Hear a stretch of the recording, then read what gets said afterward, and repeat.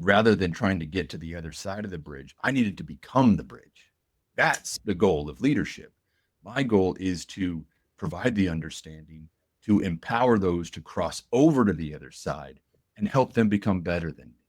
That's the goal of a leader. What is going on, L&M family? Back again. And this time I got somebody that kind of has a heart for the same kind of stuff I have a heart for, which is blue collar people, right? Folks out there that put their hands on tools and build and maintain the things that we do. He is the creator of the Middleman Mindset, which of course we're going to get into. And he's helping blue collar leaders lead themselves first, which I absolutely love. His name is Mr. Bryce Harem. He's the founder and owner of BTG Services, and we're about to get to know about all of that stuff. But before that, and if this is your first time here, you are listening to the Learnings and Missteps podcast, where you get to see super awesome people just like you sharing their gifts and talents to leave this world better than they found it. I am Jesse, your selfish servant, and we're about to get to know Mr. Bryce. Mr. Bryce, how you doing, brother? I'm good, brother. How are you?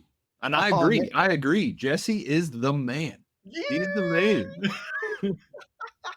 You know what? You're my favorite guest ever. How's that? Like already. Right I'm going to go back and watch every episode. Make sure you haven't said that before. Well, it might be some editing that has to take place between now and then, but yeah, man. Oh man, I'm glad to have you on here. And so Thank you. Yeah, man. I like to start with a simple kind of teaser question. And so we'll start with the softball question. Why does someone have to learn to lead themselves first? Ooh, I don't know. I don't know if that's a softball question. That's a deep question, man. I'm gonna start with why I decided to lead myself first and how I figured that out. And it came down to I'm a middleman. Okay. I look at the middleman as somebody who answers to expectations from above, but is also trying to lead what I call as the bridge. You are the one who is trying to lead people below you, above you, and next to you. You're dealing with it from all sides. And if you're not careful, those pressures, those challenges eat you up. and for me, they did that.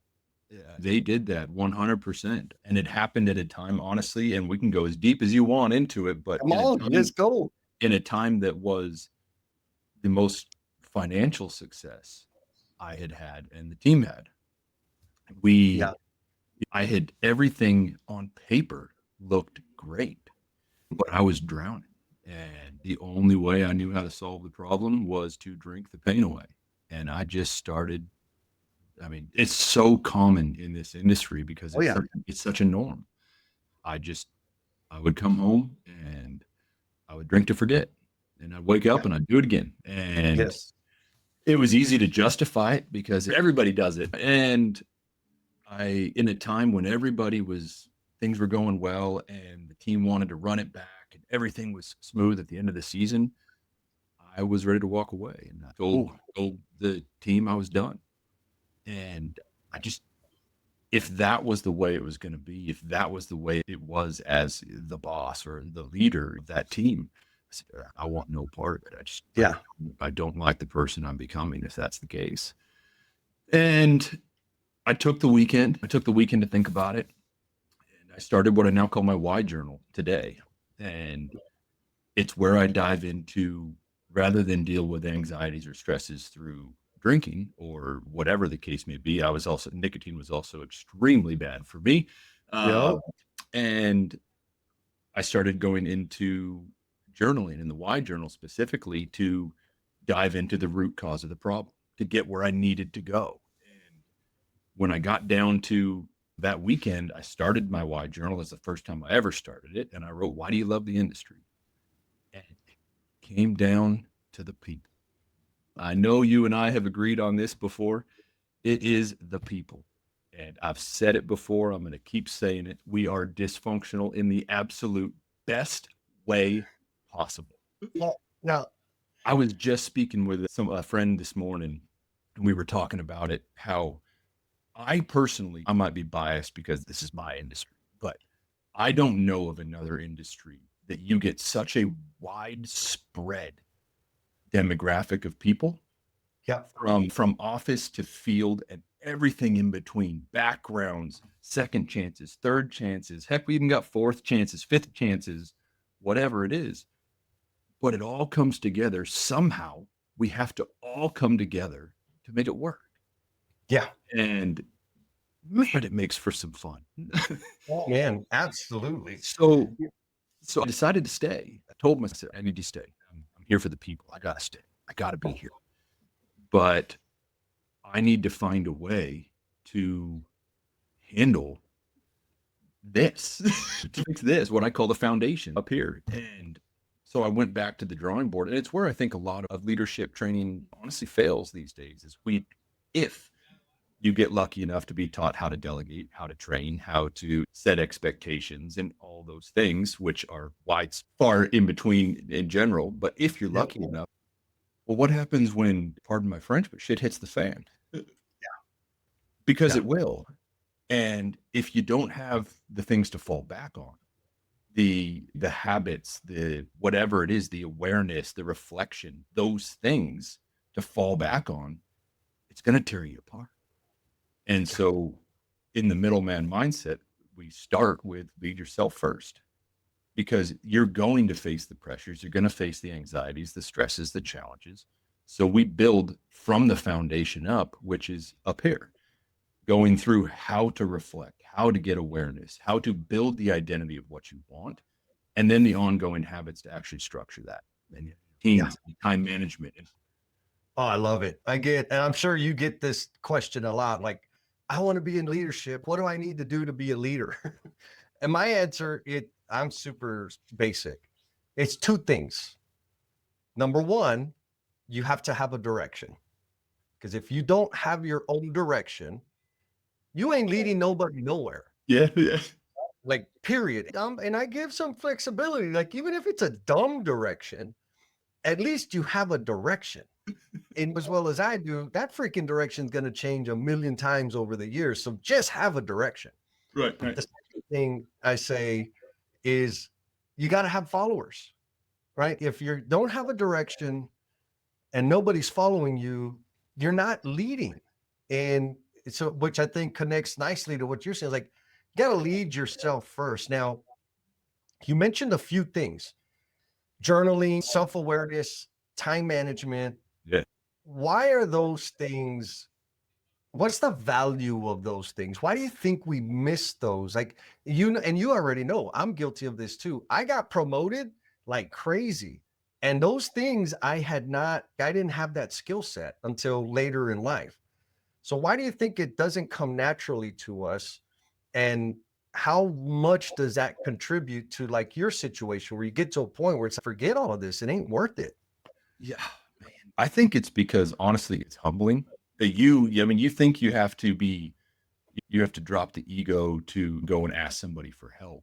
Well, you really got to drop the ego to dive into why am I failing? Really understand where it's coming from. When I went through it, I came back and I talked to the team and said, I need to change the entire way I lead. And it's going to start with myself. And that sounds odd because a lot of people say, well, I'm not going to. The first thing we do is cut out the time for ourselves. Typically, I have 3 domains I put everything in, and this is part of that process of self, relationships, and work. Those are the Okay. 3 domains, and I work inside all of those with the time management blocking that I do. And the first one we always cut out. We make Yes. time for the relationships or we make time for work, but then what are we sacrificing? And people will say, well, I feel selfish if I'm working out or I'm meditating or reading a book or journaling and doing those things. And I said, it is the most selfless thing you can do. Yes. Because if you truly want to show up for your family, for your team, for your friends, relationships, whoever it is, you need that in order to show up at the best possible form you can. Yep. And I think for me, awareness is the boilerplate of all of it. I went 6 months just relentless, reflection and awareness and really digging into, okay, why am I insecure about this? Why do I have these characteristics? Why is my default character this way? Does it stem from some traumatic event, or is it just who I am? Want to do the L&M family member shout out. And this one goes out to Mr. Jeff Riley. Mr. Jeff, I appreciate you. He left me a Google review because now I'm like official. I have a Google page where you can leave reviews. Anyways, he says, this was a great experience. It really gave me a roadmap on how to effectively improve work in the field. This was all taught with passion and enthusiasm that made an 8-hour day go by fast. Jesse is the man. And which Jesse? This Jesse right here. That's who he's talking about. And Mr. Jeff went through a full day workshop of sweat equity improvement. And so, Jeff, thank you, bro, for taking the time to leave that. And for the rest of you out there, y'all already know I love me some attention. And when you do take the time to leave me a review, give me a shout out or comment on some of the posts, it gives me an opportunity to shout you out in the future. And so I went all the way back into finding that out. And I have a controversial opinion that we are not able to change our default character. I believe what you have as your default character is your default character. However, you can pick the direction you want to go and you can change the course once you become aware of it. If you now, I've got a voice in my head that says, okay, well, this is my instinctive reaction of to be this way. But who I want to be and where I want to go, that voice says, oh, no, take a minute. You're going this way. And that's what awareness does for you. Oh, I love it. Have you ever read the book Man's Search for Meaning? I have not. Dude, I'm going to add it to my list. It transformed my life. And there was one quote specifically that it totally changed. I was in the middle of my addiction. I wasn't in rehab yet, but it helped me on my path. Anyways, there's a quote. So it's written by Viktor Frankl, who's a Holocaust survivor. This book has got real heavy shit in it. Okay. So be ready. But the quote was this, and what you just said kind of stirred it up in my head. It says, there's a space between stimulus and response. And within that space lies our power to choose. And then it goes on to say, and when we exercise that power, we can make that space bigger. Of course, I'm not quoting it. This is the Jessified version of what the message was. You just gave me goosebumps, man. Dude, right? And like when I was reading it, this is coming from a dude that like survived these camps when everybody around him was dying, and there was no hope. And he made it through, but his mindset was what helped him. And I remember like thinking, man, at this point in my life, I was drinking because of everybody. It was their fault. The guys pissed me off at work. The GC pissed me off. My ex it was everybody else's fault. I honestly functioned as if I didn't have a choice because my default, like you pointed out, my default was to numb myself with alcohol and anything else really back then. And then I was like, wait a minute, it's not their fault. I'm just not choosing. It just totally freaking rocked my world. Once you're capable of realizing that almost everything is a choice. Yeah, brother. That is one of the most freeing things you want to do. And you'll notice a lot of people, when you lack that awareness, when you lack that choice, that decisiveness of being able to say, okay, whoa, that's where you get into what I call the personalities that burn the bridge. When you get into the victim, even the micromanagers, the confabulators, all these things, if you have awareness, you can pull yourself back out.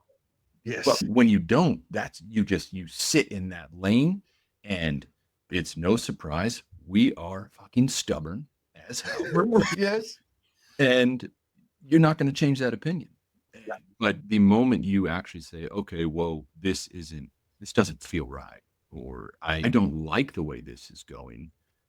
I want to change who I am or who I can become. Now you can make choices. And that's one of the most freeing decisions you can do. Ah, 10-4, man. Okay, you said a word that I never heard before. Confabulators. What is Yes. that? All Tell right. me. This came from, I first heard it from Miss Brene Brown. Oh, She's so Dare to Lead. She's wrote multiple books, but Dare to Lead was the main first one I read from her. And she talks about confabulations and confabulators. okay. And it is one of my 10 personalities that burn the bridge. Don't ask me Okay. to recite them all because I can't remember them off the top of my head. But the confabulator is one of the most dangerous ones, honestly, because we all have a narrative we tell ourselves, right? We all have something, a story that we shape in our own mind. And when you're doing that, the problem is that can be negative or that can be positive, and that's where that awareness comes in. But when you take a partial truth, so you take like a 75, let's just say 75% truth, and you Okay. mix that with what you assume or believe to be true. The problem is you have a basis of, okay, this is right, but you have a narrative you shaped. If you have a negative narrative about the situation in general, Yep. then you are going to form the conclusion for that. So without the evidence, you create what the problem is, and you create that in your head. And one of the biggest problems about it is it's very hard to detect Yep. because people truly believe it. You're not lying because you believe it to be true, but it's also very believable.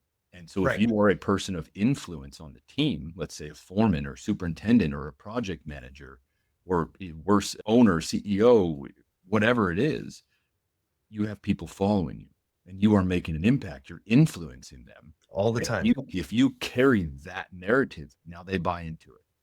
And Yeah. then pretty soon you have a whole team that spreads negativity that spreads like wildfire. Yes. Okay. Got it. So confabulation is, I don't know, Partial it's like truth. justification of something and finding reinforcing data to say this is true, this is because there is some truth, Yes. but Yes. not all entirely true. And then it kind of becomes my scapegoat to hide behind and say, well, because XYZ. And the only way I have found to truly break it down, if you're trying to discover, okay, if something feels off and you're like, well, is this a confabulation, for instance? If you ask enough questions and you come into it with I would say lead with curiosity and you start Yep. asking, you will notice that there's no evidence. There's no documentation to back it up. And Yes. so then it's like well, it's obvious. Well, it's not obvious. Where do we find out? Is the company stealing from us? Well, oh yeah, obviously. Oh, cool, man, show me where they're stealing. Well, I mean, Right. I just know it. Okay, so you get into that part of it, Yeah. Yeah. and that's when you can start to tell. And so if you can train people and teach people how to ask those questions to figure that out, and especially the young influenceable, is that a word? Influenceable people, Yes. Yes. the people who are getting influenced to question that back a little bit, then they'll start to understand and they'll start to see it. Love it. So I have a cheat code that I want to run by you, see what you think. It's specifically around challenging and testing our assumptions. Because I believe like the majority of the frustrations and irritations that I experience come from uncommunicated expectations and unsecured commitments, period.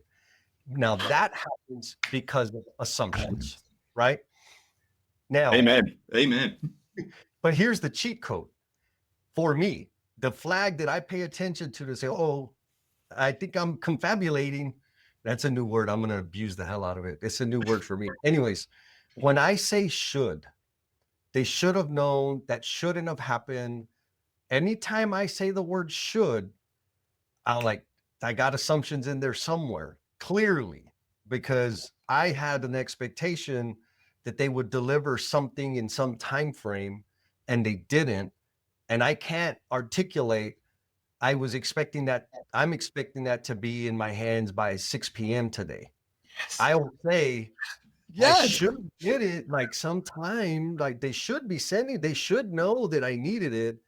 And like, damn it, there's an assumption, there's an uncommunicated expectation and an unsecured commitment. So the cheat code is when I use the word should, that's the flag to say, hey, dummy, you need to check yourself. What do you think about that? That is fantastic. I honestly don't know. I mean, I agree with you. I would be as bold to say that I'm a big believer in not using absolutes. I don't really like to use all, never, can't, all those Yep. things, but 99% of the problems we face in this industry, especially the field versus office dynamic, Mhm. if you're trying to bridge that, is based on assumptions. That if Mhm. the reason that people hate or are unwilling to have the extreme uncomfortable conversations we have is because there was no expectation set, which makes the feedback chain so much harder.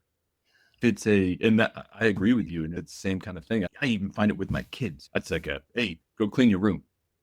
Well, an hour later, I'm pissed off because he didn't clean his room when it's, well, technically, he has until he's 18 and moves out to clean it out now because I never gave him a deadline. I Yeah. never, never set that Yeah. expectation. And it happens all the time in minuscule ways and large ways, but really it's the small ones. It's not the big problem. It's not the big assumption. It's the small assumptions that just stack up and compound over time. 2026 is right around the corner, and I want to help you make this year the year you finally put yourself first. How? With the Self First Framework. There's a full half day webinar that's going to give you the tools and the tactics to plan effectively, to finally make room for yourself in your schedule, and to execute daily so that you can dominate the day. I know 4 hours is a big commitment. So maybe you want a little more intel before you like go all in. And that's perfect because I got a sweet little webinar that you're invited to. There's a link down there in the show notes. Pick the date that works best for you. Sign up for the webinar and let's do the damn thing. And Oh my nobody God. talks about them. No, we just let them build and build and confabulate, right? Because it reinforces my position. It helps me feel good that everybody else is wrong. It can't be me. Now, you mentioned Brene Brown, and I've read her books. I've read a few of her books, but I'm curious, why did you decide? Because most people are going to say that's a woman thing, right? Or dare to be like all the stuff that she does and it's powerful stuff. But what was it that motivated you to consume her content? So I had in when I went through what I kind of call my mental struggle, mental breakdown, really in Yeah. 20, that was in 2023. So not that long ago. It Yeah. was, I hadn't read a book in 10 years, Wow. over 10 years, probably. Yep. And I almost thought it was like the cool thing to do to not read. I don't really like to go talk about that now. But I is as ironic and crazy as it is, I went from extreme ownership to dare to lead. Right back to Hmm. back. So I mean, talk about polar opposite. Different perspective. Oh, yeah. And what had happened is I was, even though I'm a millennial, I'm 37 years old, I was raised old school construction Yep. that emotions are no, it, just no. Vulnerability, that's worse than dropping the F bomb anywhere. You ain't doing that. You can forget, oh, you're having a bad mental health day. Cool, work harder and work it off. Hmm. And when I realized, in so 22, my first year as general manager, I failed completely, terribly. And we can get into that one too if you want, but I Right, failed right. completely. And that led me into saying, okay, my whole goal of chasing the title was wrong. Hmm. Rather than trying to get to the other side of the bridge, I needed to become the bridge. That's the goal of leadership. My goal is to provide the understanding, to empower those to cross over to the other side and help them become better than me. That's the goal of a leader. Yeah. That's the goal of being the bridge. That's what I think is the middleman. And so when I came out of that, and then I dove into 23, where we had success as a company when we turned it around, but mentally I didn't know how to handle the pressure that I had put on myself for it. Then I came out of that and said, all right, now I'm set. I've got my mindset right. I've realized that what I did know isn't necessarily I don't believe is the best way to lead because it's not me. I was trying to Yeah. be something I wasn't. I started, of course, with Extreme Ownership. That was the book at the time. It was just, "Hey, Oh you yeah, read this book." good one. Heck, And it's fantastic. And I said, "Okay, I mean, this is fantastic. Everything on here I agree with. I'm locked in. I'm ready to go. I love it. I absolutely love it. What is something nobody would expect me to read next? oh, And what is something I would never expect myself to read next?" okay. It's a And challenge. Yes, and it went into Brene Brown, the queen of vulnerability, man. I mean, yes, yes. and it is such a, I mean, just talk about office versus field separation done. It is such a polar opposite book. Yep. But at the same time, I can tie them together. Yeah. You can actually start to tie them together when you break into how Jocko and Leif go through their stuff. Well, they don't say it that same way, but Right. same thing. Yep. Um, and I just, I mean, I read that one, and honestly, that's one of, if not, it's probably one of my top 5 that I recommend to people, especially if you are a hard ass, tough ass, no bullshit leader and you think that it doesn't exist. I say, okay, cool, read this. And then come tell me how much armor you're wearing when you're done. Oh yeah, yeah, man. Good. And that one, I think you're the first person I heard that says I read it because I wanted to read something that I would never read because it's all about vulnerability and shame and the origins of it and how it manifests itself. And I'm like you, I'm reading that book. I'm like, "Man, was this woman? She been stalking me? Like she's writing about Well, me here." 70, I think I looked it up. 78% of called the mental struggles, the mindset struggles we have in this industry are around shame.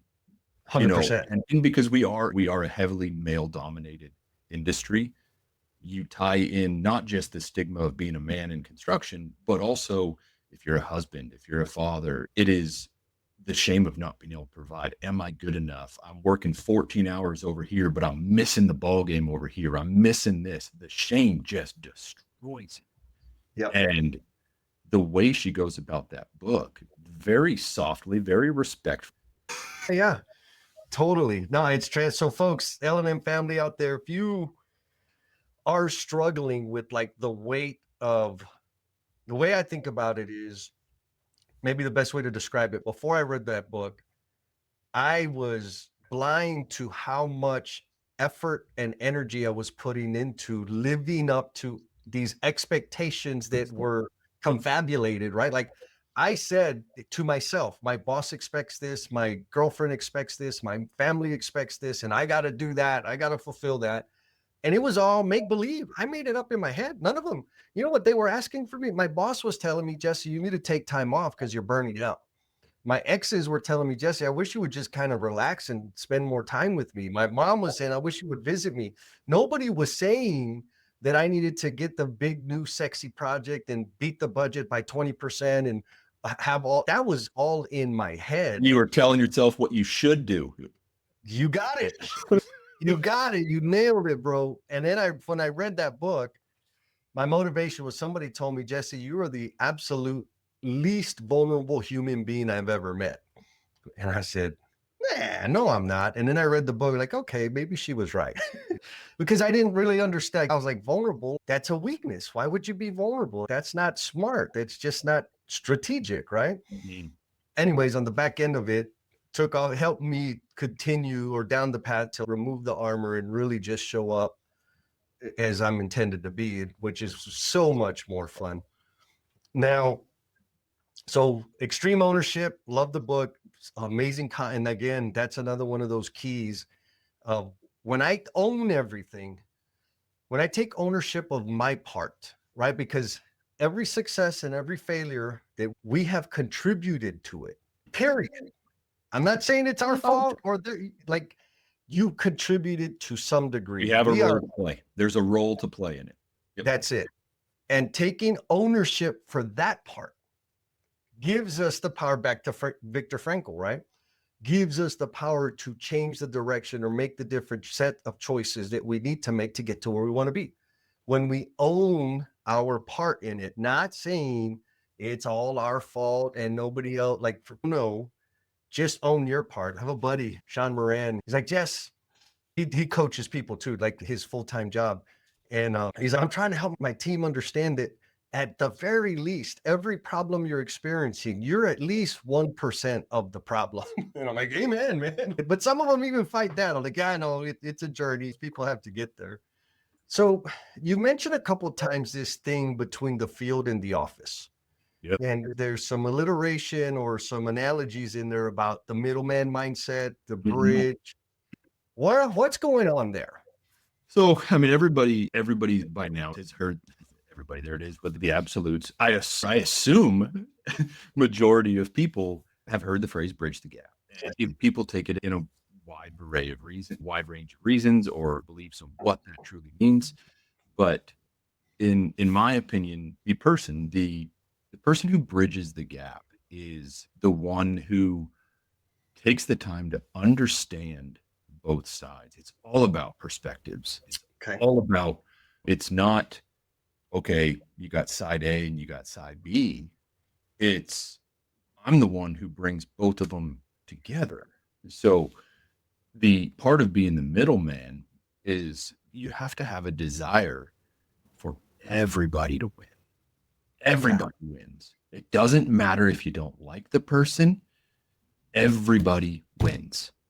Yeah. And if you can carry that in, that's where I say, okay, the middleman, which I would refer to as the foreman, the superintendents, the operations managers, construction managers, project managers, estimators, these people who are obviously a part of the team, they're not upper senior management or CEOs, owners. They answer to those people. But in my opinion, the middleman has the opportunity to have more influence than anybody else on the team. And they are the ones who's the first one to get the phone call when all shit hits the fan and all chaos goes? The middleman. Yep. Who's the one who speaks and negotiates and talks to the customer on a daily, weekly basis? The middleman. Who's the one who's around the team 95% of the time? The middleman. Yeah. It's once you the owner, the CEO, it's their job to support the team and give them Yes. the things they need to excel and empower them to perform to their abilities. But it's the middleman who drives it home. Yeah. And honestly, it's you say it's like the middle child. They're the ones who also get neglected. I Yeah. mean, they're Yes. they're the ones that say, okay, you're the best operator. Fantastic. We're going to promote you to foreman. Okay. What do I got to do? Oh, all you got to do is you're going to lead this team of 5 to 10 guys. Not a big deal. Here's the expectations. Maybe if you're lucky, you get those. And by the way, you're responsible for everything on the job, and it's going to be a lot of work. You're still going to have to operate, but we're going to go ahead and make sure you train, make sure you delegate, and let us know if you need anything. Communication's a two-way street. Right. Got it. And then they wonder why he quits in 3 months. Oh, yeah. But the person or the people who are willing to say, okay, let's take a field, for instance. I'm the superintendent.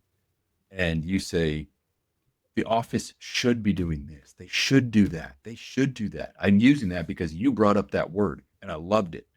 They should do these things. If you are saying that over and you have the awareness, you say, okay, I'm missing something. Yes. So now I'm going to go spend time on this side of the bridge and I'm going to figure out that perspective. Yep. And I'm going to walk my ass back across and I'm going to help my team understand in a way that relates to them and their one. And now you're building that bridge. It's us and them, not us versus them. Yeah. Yeah. Okay. So what I'm hearing is that the middleman mindset is the facilitator, the translator, the connector. And the empower. You're the one who, I mean, it is your job if you choose to do it, it is your job to make sure that you are taking however many people are around you. Say it's 5 people. My goal is that those 5 people in whatever timeline I deem correct are better than me at my job and Yeah. are in the direction of where they want to go. And you mentioned something earlier about when People say, I want to be a leader. You need those things. One of my first questions I always ask, tell me about that. Tell me what, tell me why. What is, Yeah. and I'm very curious of what is it? And a lot of times when they don't really know, they say, well, I want to be the boss. I want to be in control. It's an ego thing, Yep. or it's money. Oh, well, the foreman makes $50 an hour, yeah, $45 an hour, or whatever it is. And I'm sitting here making 25, 30. I want to make 40, $50,000 an hour. I said, oh man, I get it. I get it. This isn't for you. Right. This, Right. why not? I don't get it. If that is your motivation alone, you're not going to make it, Yeah. because money doesn't last in the long run. Yeah, money can be a part of it. Everybody should want to make more and gain, and I'm a full advocate of that. You should want to better yourself and better your life and your circumstances. But if you are tying it solely to money or wanting the power, like I did when I chased the title, Yep. you're going to fail. You're going to fail, and it's not going to stick. Yeah. You'll lose yourself. I mean, I've been there. You and I, very similar stories. Chasing, like, those things are so, this is gonna be like counterintuitive for a lot of folks.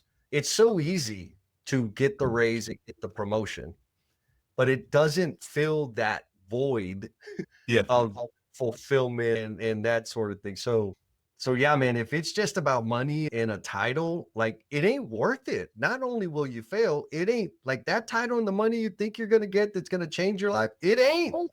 And the amount of work, and maybe more accurately, the amount of failure that you're going to experience jumping up that level, if you don't have a real deep, meaningful reason for it, it'll break you. It Am I Mhm. wrong?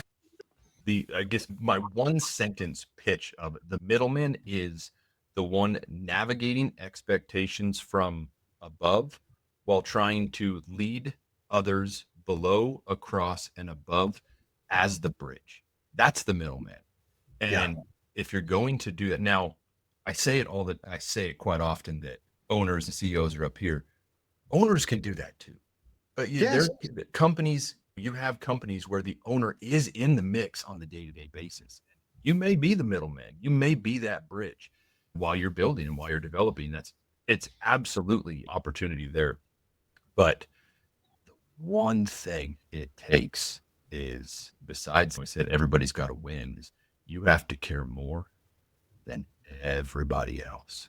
And people have always told me, don't take it personal. Fuck that. It is personal. It is personal. Now, Yeah. I'm not saying go cry about it if somebody teases you or hazes you or gets all up in your Cheerios. That's fine. Mhm. That's part of being a family. That's just part of what we do. Right. But it is absolutely personal. If I Yes. lose somebody from the team that I love and care about, that's personal. If I let Yeah. them down, that's personal. The reason if you're lying there, and I hope there's somebody listening to this one, you say, if you're lying in bed and you're laying at the ceiling wondering why, or you're ashamed, or you're thinking about the 10 people you just had to let go, good, Oof. good, Yeah. Yeah. because it is personal, and you need that to really bring it home, in my opinion. Oh, I agree. I mean, I've done my share of terminations, and even the ones that I was waiting for the day to terminate them, it still didn't. It still bugs me because I impacted that man's life, the life of his family, his kids, if they had kids, if he had a wife. It is not a small thing. You're right. If it doesn't stay with you, there's some introspection to be had. So you started the BTG movement, right? And I love the middleman mindset because it absolutely is a mindset that's coming through loud and clear, not like a title, you're the middleman, but middleman mindset being the connector, the bridge. Mhm. So, but what have you learned about yourself since launching BTG? Okay, maybe the first one was a softball question. Yeah, they're getting deeper now. I have learned probably more than anything that when it comes to being a leader and truly wanting to make an impact, the number one thing we can strive for is being authentic. Okay. And it becomes, I spent years young growing up with a fear of what others thought of me. And it dictated, I mean, I would be what you call a chameleon. I wasn't the jock. I wasn't the popular kid. I wasn't all these things, but I could go into any group and adapt. And Mhm. I did it to make people like me. Yep. And what happens is you start to be nice and you start focusing on being nice instead of being kind. And there's a big, Oh, yeah. and when I dove into this process, it was okay, well, if I'm going to lead in this way, if I'm going to do these things, and if I truly want to make an impact for people, who am I if I'm not going to be me? I'm the class clown. I like it. I like to be me. I like to be weird. I like to walk around in Hawaiian shirts. I like to do those things. Yep. And to hell if people laugh. And if anything, laughing at the expense of me as the boss, that's a win. That brings the team closer together. Right, right. Yeah, So, but I think that's one of the main ones. Authenticity, really, that sells. That hits home. That's what people. I mean, that's what gets people right there. Is for better or worse, whether or not you agree with somebody, you respect somebody who is authentically them. yep. And the other one is truly finding out what your values are. Going into BTG and doing these things, I told myself, okay, if I'm going to dive into who is Bryce, who am I, what are the people I want, the type of people I want to work with, I've had to say no. I've had to say no. I got offered a opportunity to speak, share more of the middleman mindset, and honestly, it was to students a while Nice. back, a year ago, and they asked me to leave out the part where the industry is challenging and mentally it can break you. And I said, I can't do that. I can't leave that. Right. They didn't, they were scared it would push these kids away from the industry. And I said, Yep. well, what's better that they find out now and they get that, and I can provide them the tools to handle it, or they find out 2 years from now when they enter the program as a project manager or an estimator or a field engineer, field, whatever it is, and they find out the hard way and they burn out and you lose them in a year because Yep. that's what happens. Yep. And I think that comes down to the authentic part is if awareness of truly knowing who you are, what you want to be, and what the goals are. You start to see that very clearly of no, that these are people, in my path that I want to be associated with. These are the people I want to work with. Yeah, man. Awesome. So getting clear on your values and learning to embrace authenticity. I did all of a sudden authenticity is like the fancy word, right? Everybody's talking about it. And I got somebody asked me, like, well, what does authenticity mean to you, Jess? I'm like, look, for me, it's just sharing the dirty details. Like, I don't invest any energy polishing shit. Like, it's the truth. It's stinky. It's ugly. It's great. It's awesome. It's just what it is. Like, I'm not gonna hide anything. I'm not gonna overproduce anything. Like, it's just telling the truth. And also, like you said, embracing myself. There are things that I like to wear. I'm a Hawaiian shirt guy. I like Yeah. hoodies, this sort of thing. And it's just wear that. I don't need to be up, have the button polo button up because there was a period in my career where I like, oh no, I gotta look the part, Yeah. even though like I wasn't. I mean, I was living, but I felt like I was living in somebody else's skin, and that was suffocating, right? Like it just. And the interesting thing is, I was so concerned about standing out that I was suffocating myself. And I was worried about standing out because I thought if I did, I would not have experienced the kind of success that I wanted to experience. The interesting thing is when I finally said, hell with it, I'm going to be me and you don't have to like me. That's when the massive success and amazing experiences started. Are you seeing the same thing? Oh yeah. Oh yeah. Here. So one of my other favorite books, John Gordon, Energy Bus, and Okay. it's one of my favorite ones. And it is a key component to also being the bridge or the middleman is there are people who create energy and there are people who feed off energy. Well, Yes. find out how to be the one who creates the energy.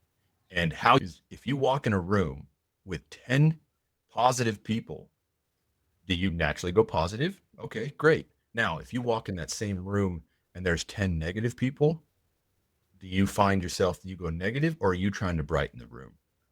Right. And that's what people who are different or embrace who they are, you notice that energy. They create that. You know, Yeah. when everything we a core value from company I work with, it's embrace the suck. Yeah. And when you get into that moment, when everybody goes from, hey, things are going great, then everybody starts to drop, you can feel the weight. You can just, I mean, you can almost see the cloud where everybody's, ugh, and somebody sparks it into that moment where it's almost dysfunctional fun. It's good. Now it's okay. What else is going to rain? Perfect. Bring the rain. Bring it all. We're Yeah. ready. And it's who can do that? And as a leader, as the bridge, as the middleman, that's a responsibility you have. Is it's a light switch.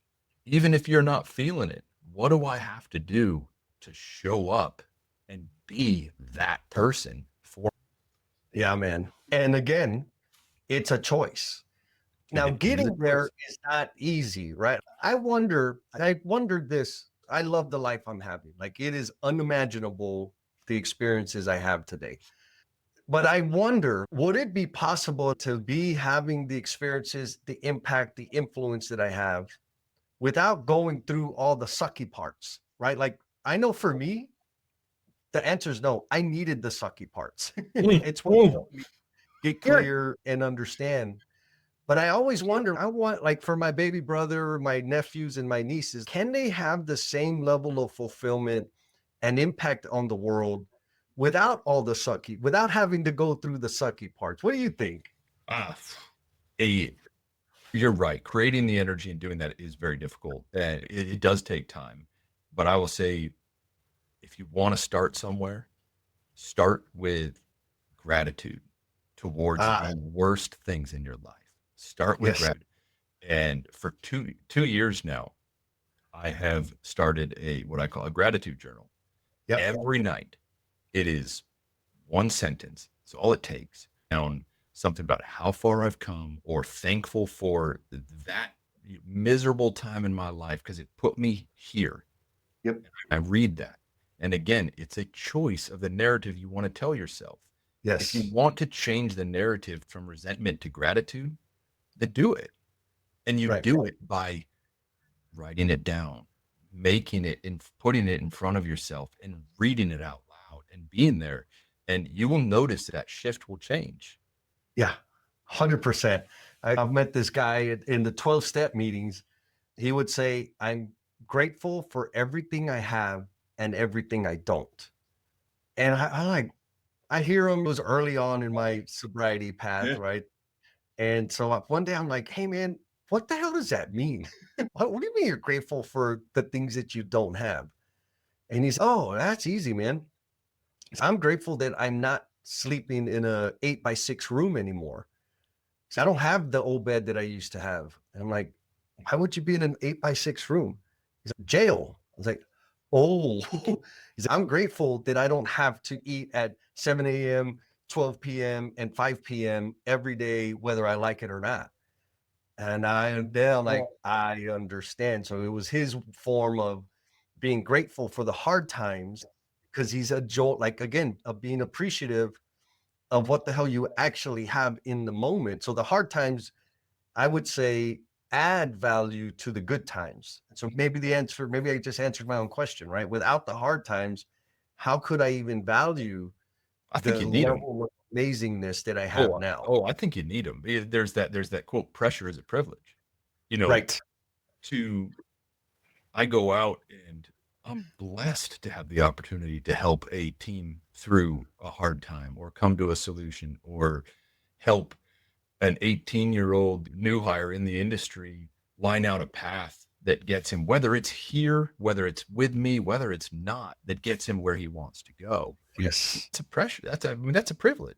I'm grateful for all that. I went through this exercise with a lot of things. My dad passed away in 2022, Oh, same year that I was struggling with yeah, all that's a lot. Yeah. and just earlier this year, I said, that's one of the things I write down that I'm grateful for. My dad passing away, it was for a year prior to that. He was in he was in assisted living and then hospice. I drove to see him 4 hours every week to see him for a half hour because it was during COVID. So they only gave me 30 minutes. Yeah. We had the best conversations and connected on a level that I haven't talked to him probably ever in my life Right. in that Right. year.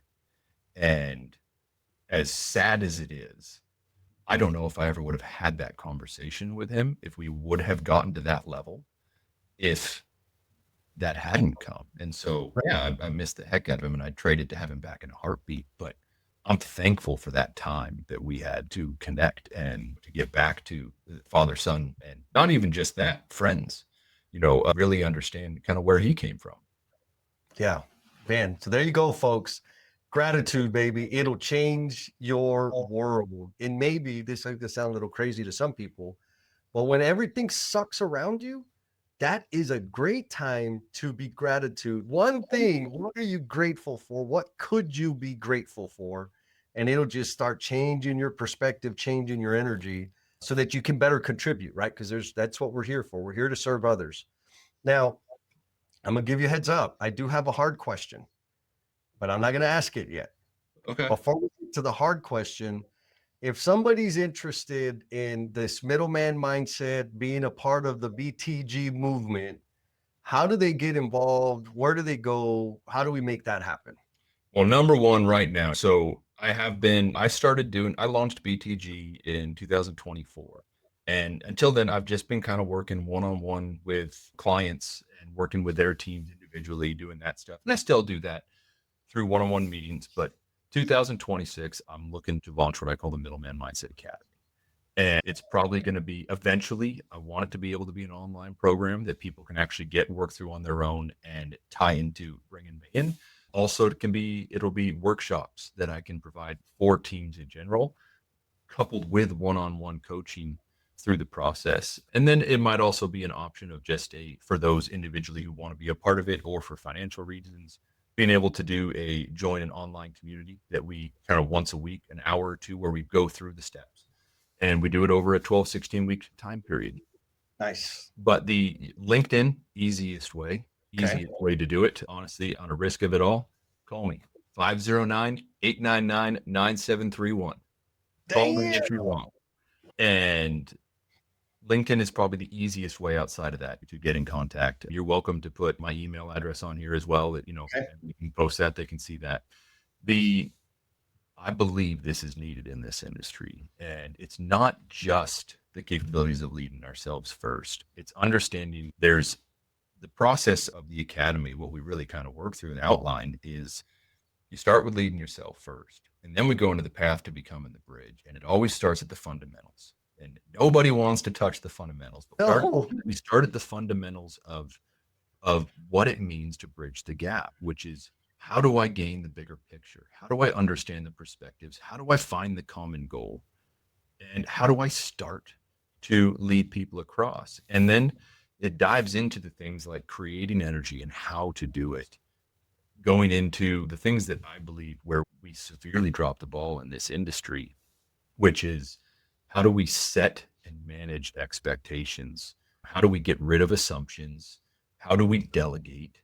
How do we train? And how do we lead? And the only thing with that, as far as leading goes, is you want to be led differently than me. And Yes. this one size fits all metric for leadership doesn't work. No. So there's a basis for how we empower and how we lead and how we provide an impact. But you need the tools to be able to discover, okay, well, how do these 10 people individually need to be led? And that's kind of Yes. what we focus on and build through that. So in essence, that is the way to do it. I would love to talk to anybody, whether it's individually or the ideal thing would be a small group coupled with the one-on-one coaching inside of that. Wow. Well, and I think you're 100% right in that it is desperately needed in our industry, and it's going to become more and more important. The pain point is just it's growing and growing because as well as I do, people are retiring and leaving the industry. Mm. So what that also means is people are getting promoted faster than they ever got promoted before. And we, meaning our construction industry, is still doing a freaking miserable job at equipping people with the fundamental skills to lead a team. And you just listed them, right? Delegation, communication, setting expectations, all of those things. It's just kind of like fairy dust. You're just gonna know this. Like, Well, know your you brought up, you said, I don't think I directly said it, but I meant to say it. And you just brought it up, and I wanted to touch on that one real quick. Communication. I have a love-hate relationship with communication. oh And I tell people that I hate the word communication ah because we use it as a scapegoat. You hear it in our industry. Everybody will say we don't communicate. We don't have good communication. We don't. yep. Okay, well, what's the definition of communication? It's the passing Mm. of information. We actually do that very well, probably better than any industry. We send emails and text messages like no end. We pass information great. Yeah. We miss effective communication. Is do you understand what I'm saying so that you can effectively take it and help your team understand? About building that. And when you talk about the younger generation to be older, I'm a true believer in the next generation. I believe they're going to do great things in this industry. Contrary to what a lot of people say, they want to frickin' work. They just need to be led differently. But they grew up in a generation full of text message, full of tech, and old school wins in communication. And this is my opinion. I don't care if it's biased. I'm going to say it. Old school wins. Face to face communication trumps anything if you can figure out how to do it and how to navigate a conversation that's uncomfortable or where you don't have the confidence, but you're still willing to go in and have it. Yes. That's a big part of what we coach as well, is how to physically go through those conversations and how to tell 27-year-old project manager, how do you lead the 65-year-old superintendent? No, Oh yeah. now on paper, they're contrary to what the stigmas might tell you, they put PMs up here, but they're not. Field to PM, it's a lateral move. It's just a different side of the team. But age wise, you're going to go take somebody a year or two in and put them up against some guy 40 years his senior in the seniority category. You don't get to speak to him the same way you would talk to a 27-year-old. It's different. Yes. You have to learn how to speak or how you communicate and tell your owner that you don't agree, Yep. because agreeing is going to do nothing but build assumptions and lead to that. So how do you actually navigate conversations with the owner where you disagree and or the customer where you disagree respectfully? It's being kind, not nice. Yeah. Oh yeah. That oh, two things. And I'm with you on the communication thing. We're experts at making mouth noise and calling it communication. But if the person didn't receive communication did not happen. And I think even more importantly, as a leader, if you can't listen and all you do is make mouth noise, that's why your people are saying we have a communication problem, because part of communication is freaking listening. Okay, I got a question for you. I got a Yeah. question. You said receiver shares the burden of the responsibility in your opinion when it comes to effective communication. Is it the sender or is it the receiver? Me. And so let me expand. When I am communicating that, like, I need to give a directive or share some information, update, whatever, it is my responsibility to ensure that they understood what the deliverable needs to look like, what the time frame is, and that we're clear on that they have the resources necessary to fulfill the request. That's my job. Now, when I'm the receiver, it is my responsibility to say, wait a minute, I know you said you want this. When do you want it? What are the distinguishing factors of the deliverable that you want from me? What does good look like to you so that I can fulfill that? And so for me, it's 100% ownership thing to own it on both ends. Love it. Now, I will give a leader, and when I say leader, I mean somebody that has formal authority in the organization. If they at the very least own the responsibility of securing a commitment, having a timeline associated with that, and verifying that the individual clearly understands what the deliverable or the end result is supposed to look like. If they've done that, they win. In terms of like the receiving part, and this is, I'm giving people a pass just because of the conditioning that we've had in our industry. If they just shut up and listen a little bit, they get an A+ for me, because there's so few people that listen, that have formal authority, that listen worth the shit. And that's part of, because our industry says you're the leader, you got to have the answer, you give direction, and so people have been conditioned to always be moving their mouth. And so if they just move their mouth less, I give them a thumbs up. But there's we listen to speak rather than listen to hear. You got it. Yeah. That's exactly right. So that's my answer. I may be a little rigid on it, but that's where I love it. I love it. Awesome, man. Okay. Well, dude, this has been amazing. And I'm excited for your answer to the final question, because I'm nervous. I'm a little scared. Oh, it's easy, man. You've had some serious life experience that most people won't even talk about. And not only do you talk about it, but you've built this whole system to help other people avoid that, or at least work through that. And so because of that, I get the sense that your answer is going to be pretty damn awesome. And so here we go. What is the promise you are intended to be? What is the promise I am intended to be? I mean, it as the only because I believe in it so much, I've got to say, I'm intended to be the bridge. I'm intended to be that person. And it sounds corny when I said it. I started saying it 2 years ago. I believe God put me on this earth to be that bridge, to make an impact. And it was hard to admit that. I mean, it's easy to say it.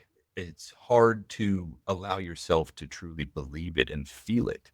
And James Clear talks about it a lot in Atomic Habits of identity. And I use a big portion of that, of what he talks about in there is a big portion of leading yourself first. And because it starts the ABCs: awareness, belief, and compassion. That's what I call the ABCs of a bulletproof mindset.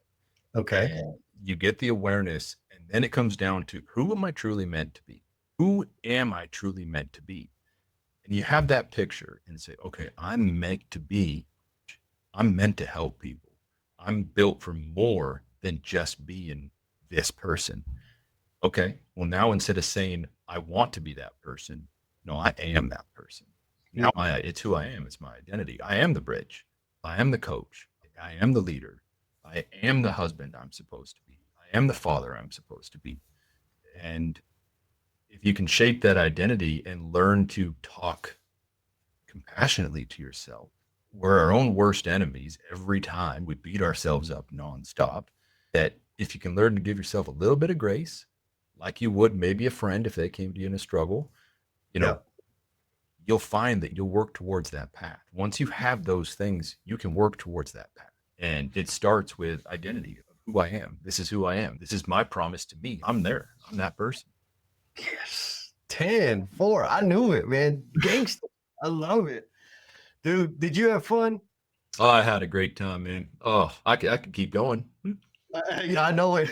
Me too. We're talking about communication and identity. Oh, these are all subjects that I love to nerd out about, man. This is good stuff. I love it. I loved it.